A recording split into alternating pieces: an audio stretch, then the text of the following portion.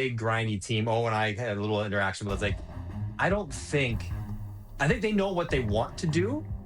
I don't think they know if they can do it because they haven't. Like, I don't know if they can be this sort of dump it in, forecheck, turn it over, possess it, wear you down, ground and pound kind of team. I get the philosophy. I get the playoff philosophy, but I haven't really seen any stretch of time in a game other than the second game against Detroit where they really sort of control play. Other than that game, they haven't really had long stretches of play where you're like, that's a dominant team. That's a really good team. You've seen blips, minutes, you've seen talent and skill, but I think if they're trying to reinvent sort of how they approach playing, they haven't got it, and I don't know if they have the personnel to really execute it as well as they want to for 82 games. So, Johnny, we seem to have this conversation, and Hayes always has the classic line, no need to get concerned because they're going to end up with 100-plus points. And we have this conversation every year, and it ultimately comes true. Are you comfortable in saying that right now, where it's like there's no need to panic here? These guys are comfortably going to have 100 points, and this is just a blip on the radar. Panic and concern are two different things. Panic, no. I don't think there's need to panic yet. But I think concern, sure. And the other part about if you look at what the Leafs did last year in winning the division title, what allowed them to win so many games primarily, right? One, Stolarz, league best save percentage, great goaltending. He hasn't been as good, and Joseph Wall hasn't been available. So their goaltending hasn't been quite as good. One of the winning points for them, not quite as good. The other one was their superstar players won them a lot of close games, right? 2-2 in the third. Their top guys who do something special. Well, one top guy is gone. That's reality. He's not here anymore. And their other big top guy in Austin hasn't gotten off to a really rambunctious start offensively playing. So that element is no longer quite what it was last year. And then you think their power play was also pretty good. Got them some timely goals. Power play's not so good this year either. And we can get down to like defensive coverage and, stuff around the net. But I just look at the way they won close games, because they basically played games 50-50 last year and said, our top players are going to win it. And more often than not, their top players, including their goalie, did in fact win it. Those things are not happening as frequently as well this year. And that is a concern. Not panic-inducing, but a concern. So, Johnny, we started the show, we were talking about Stolarz' comments on Saturday compared to his comments last night. Where were you at with his original comments, and where were you at with his assessment, which we all, I think the three of us agreed, his assessment was, I think, not disingenuous, but it wasn't bang on last night, put it that way. It was teammate speak last night is what it was. Exactly. Yeah, so exactly. What he said, I don't have a problem with. The fact that he said it publicly, not ideal. But, whether they say it in person in the dressing room, which they do, and they did, or whether he says it in public, it just makes it a little bit more volatile bringing in public. But I think the message remains, and if you have a good, healthy, strong team, and if Willie is, as good at shaking things off as we know he is, I don't think it lingers for a long time. But what it does do, it makes the next little while difficult for all parties involved, especially Stolarz, because you call out guys, like the guy who's, second in the league in scoring, you call him out for not being good enough defensively. Fair enough. It wasn't a great play in overtime. Guess who's got to be really good for the next 2 weeks? Like, don't give anyone a chance. Not that Willie would go down this road, but, who are you calling guys out when your save percentage is 880? Clean up your own mess before you worry about everybody else's.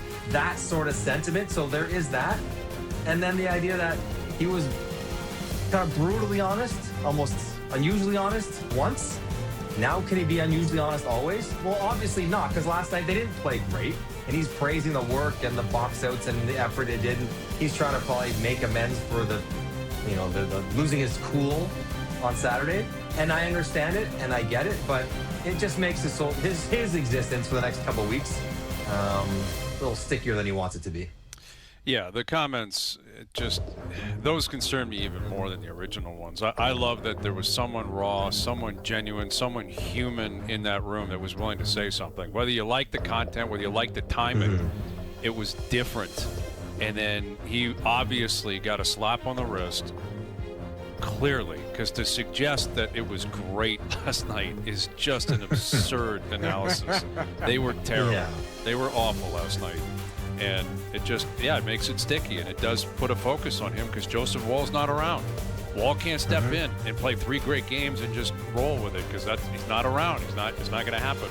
So it's on Stolarz. And I wanted to get back to Matthews here for a moment because I can see where this is going. Where I'm curious where it splits because he didn't have a great year last year, and that was injury, new coach, new system.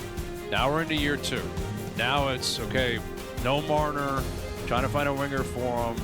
Again, they're trying to play a style that's more playoff conducive, but not necessarily conducive to chasing 69 goals. So, which one is it? Is it that the team and the coaching style is affecting him, or is it him?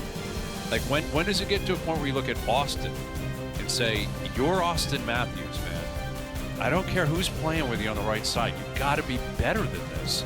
Where do you stand on that? I hate to straddle the fence space. It's all those things. It's all those things. And it's not 100% that Marner is not gone, but that doesn't help. It's not 100% they want to be a dump and chase team and they're not moving it very well out of their own end, but that doesn't help.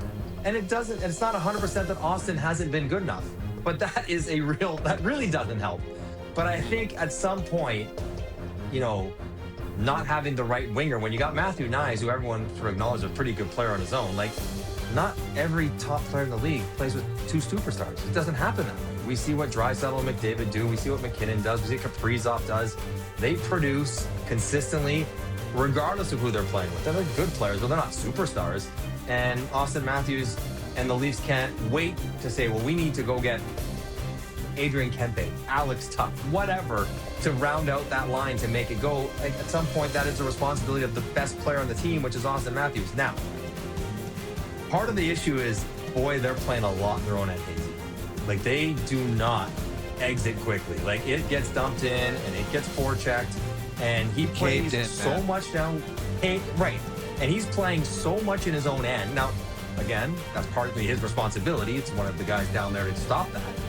But he spends 30, 40 seconds doing the work in his own end, get the puck back. He finally gets it back. Sometimes he looks tired on offense. He doesn't look explosive. And I think some of that's because he's been checking. And the other part about it, and this is a true dynamic. Now, Matthew Nyes is a bull in a china shop. He is not what we'd call, a transporter. He doesn't skate it up the ice. Sort of get the zone, draw a guy, let Austin come late. That's what Mitch did. And I think that's maybe the role for that third guy that they're missing, is like, who's going to bring the puck up the ice? Because if Austin's down in his own end below the goal line, he can also be the guy that's got to get the zone entry, drive it deep, earn possession, start the play, and then also somehow be the guy who finishes the play. He can't be all of those things at once. You'd like him to be, but that's not his style, and that's not really going to work. So it's a bit of everything, Hayes, but there's no doubt that for Toronto to be good, not even great, for them to be good this year, Austin has to make that line go. It has to be him. It can't be an addition. It can't be nice. And it also can't be William Nylander. Like, Willie can't play everywhere. Like, he's basically playing on the second line, tasked with making that go, and then bumping to the first line, trying to get them going as well, because there's only so much of William Nylander to go around. So, yeah, I mean, I think Austin knows this, but there's a lot of elements to it. And it was almost striking watching them play Jersey last night, Sheldon Keefe's team. And say what you want about Kiefer and their success in the playoffs, not enough, not good. But I bet if you were to ask the players which regular season was not just more fun, but easier to play, easier to be successful in, what system? It was Sheldon's. Like, the way they attack up the rush, the way they move, the way they skate, that's what the Leafs were 3 years ago. And that's where the offense came fast and furious for everybody. So I think it's all those things together. But when you're the captain and with the change of